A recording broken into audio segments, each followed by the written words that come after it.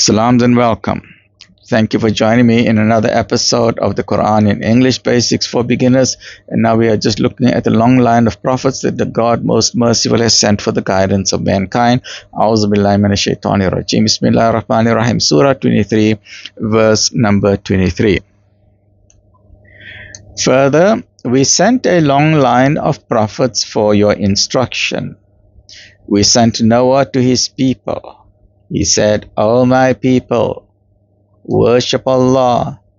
You have no other God but Him. Will you not fear Him?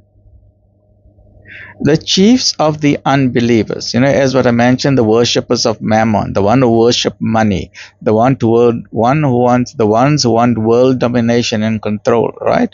So the chiefs of the unbelievers among His people said, He is no more than a man like yourselves.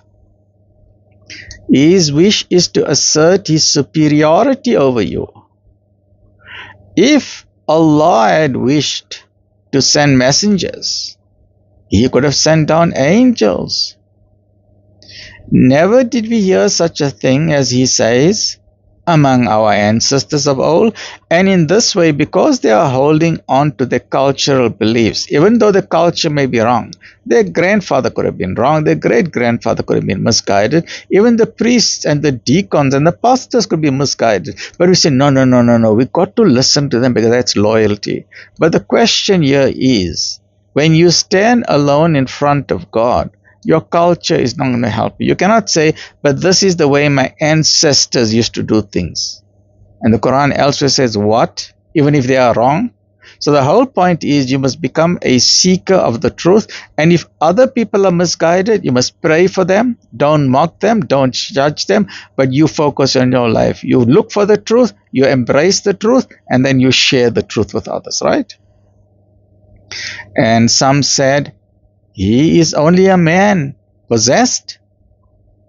Wait and have patience with him for a time.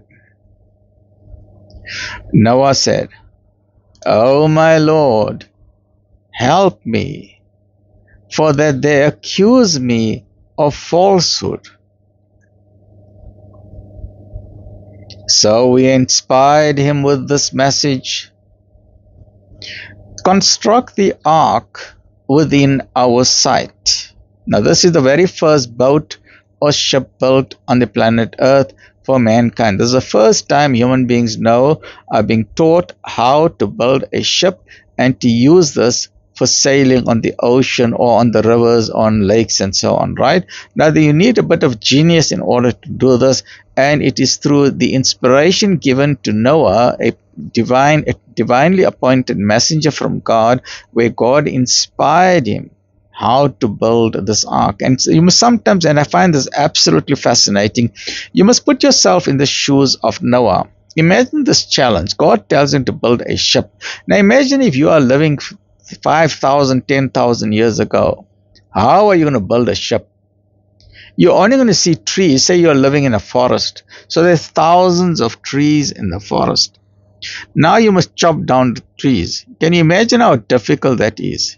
You need to now build an axe. Now for you to build an axe, you must have the art and skill how to melt iron. So first you must go into the mountain, dig into the ground, look for a mine where you're going to find iron, blocks of iron. Now you need to build a fire, and from that you're going to make an axe out of it, a strong axe. Now you're going to start chopping a tree. You know how long it's going to take to chop one tree? That tree is going to fall down. Now you must cut all the twigs and branches off because you need a straight plank. How are you going to make straight planks out of it when you only got an axe? Remember, in those days, you can't phone the hardware shop and say, hey, I need an electric saw, I need an electric chopper, I need a truck here, I need forklifts, because, hey, I got a big job. God gave me a big job. I need to build a ship. I mean, today's time, you got the money, you phone, you get constructor workers, you get a forklift, you get everything, you start cutting planks, you go to the factory. But in those days, he had to do everything himself. Can you imagine the difficulty he went through? It wasn't an overnight thing. We don't know how long it took him to build the ship. It wasn't in a month. It probably took him years. We don't know. Allahu Alam. Because let's say if you need 100 trees, Now every day you're chopping one tree. By the time you clean it and you make it ready for as a plank, next day you start with the second tree and the third tree and the fourth tree. Now trees are heavy. Now you must manufacture ropes. So now you tell your wife or the other family people, you know what, that sheep over there, just get the wool from the sheep. I need rope. Make some twine out of it, right? Now one side the people are making a rope for you. Now you're going to tie that plank. Now you must pull that heavy thing towards the river, because that's where you're going to build your ship. Or wherever it is, well, you don't have to look for the river because God is going to send the rain down. So you're just going to have an open area where you're going to build your ship. Now, God gives you the design in your brain. He doesn't send you a fax message, because there were no emails and fax messages in those days. So now you're going to imagine in your brain, okay, there's no one else in the world has ever built a ship, so I don't have a picture of what a ship looks like. I can't open up a magazine. I can't go on Google to search for it. I can't ask Google, chat GTP, or I can't ask AI Grok, how do I build a ship? I got no help.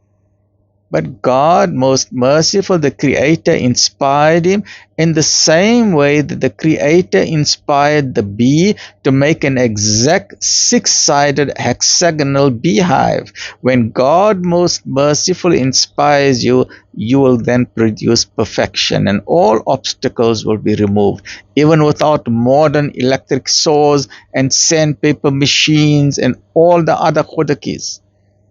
The Prophet Noah built an amazing ship. It was a huge ship. It was a powerful ship. Multi-stories, 1 level, 2 level, 3 level, 4 level, underground, upstairs, downstairs, in the basement, everywhere. Because he needed to put 2 of every kind of animals. Now can you imagine how difficult it is for him to trap an elephant? But he needed 2, a male and a female. Then 2 giraffes and two dogs and cats and 2 sheep and 2 camels and 2 horses and 2 of every kind. 2 parrots and 2 eagles and 2 vultures. We don't know what else was there, Allahu Alam. I can just imagine 2 chickens, 2 roosters, because he needed eggs also to eat. So 2 of everything, rabbits. Now imagine you need to catch rabbits. Now while he's building the ark, now he must plan traps for all these various creatures. 2 buffaloes, huge animals, or 2 bulls.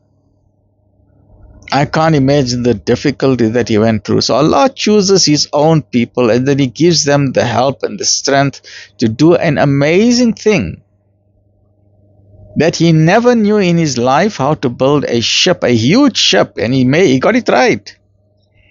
And he never in his life caught elephants and giraffes and wildebeest and lions and all of their khudakis, but he got it right. How he did it, Allahu Alam, I don't know how he did it. It absolutely amazes me.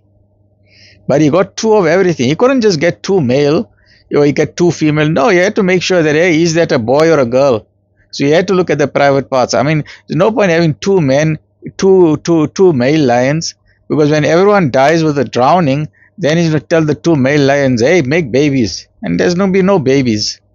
Because 2 male lions can't make babies, and 2 female lions can't make babies. That is why God told him, get a pair of everything as a belief. Can you imagine the difficulty he had to go through? He picks up a kitten. Hey, are you a boy or girl? Okay, you're a boy. You want it. Next one, hey, boy or girl? Boy, I don't need you. Boy, I don't need you. Boy, hey, there's a girl. All right, girl, come. Absolutely amazing. But he went through it. Alhamdulillah, he went through it, right? And he got it right. He got it right. And that ship floated. Absolutely amazing, right? He got it right. Alhamdulillah. So we inspired him with this message. Construct the ark within our sight and under our guidance. We will guide you. The first ship for mankind. Huge, very big, massive ship. Then when comes our command and the fountains of the earth gush forth. That means from underground, the water from underground is building up pressure, because remember, as we said in the previous episode, there are rivers deep in the ground. There are lakes deep in the ground.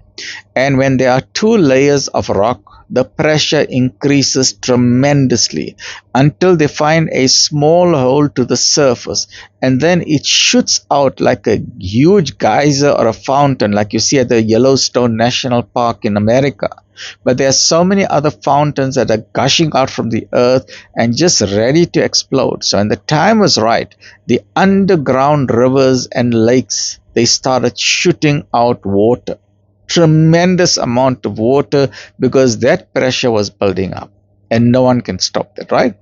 So, and the fountains of the earth gush forth, take you on board pairs, very important, pairs of every species, not one species, pairs of every species, two butterflies, two birds, two parakeet, two hummingbirds, two of everything, male and female, because it is only through the process of male and female that you can have, through reproduction, the survival of the species and the perpetuation of the species. You cannot have survival with male and male. You cannot have survival with female and female. The only way to perpetuate and ensure the survival of a species is by having a man and a woman. And this is the way God, most merciful, started humanity, with a man and woman. God created Adam and Eve. God did not create Adam and Steve, nor did God create Madam and Eve.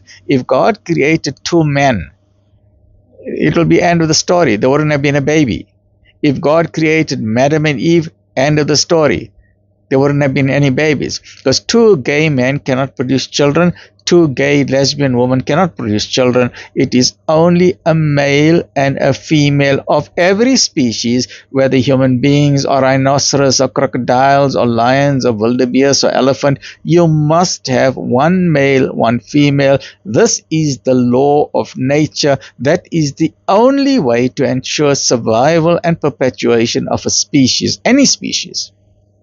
So he was then told to take on board pairs of every species, male and female, and your family, except those of them against whom the word has already gone forth, and address me not in favor of the wrongdoers, for they shall be drowned in the flood.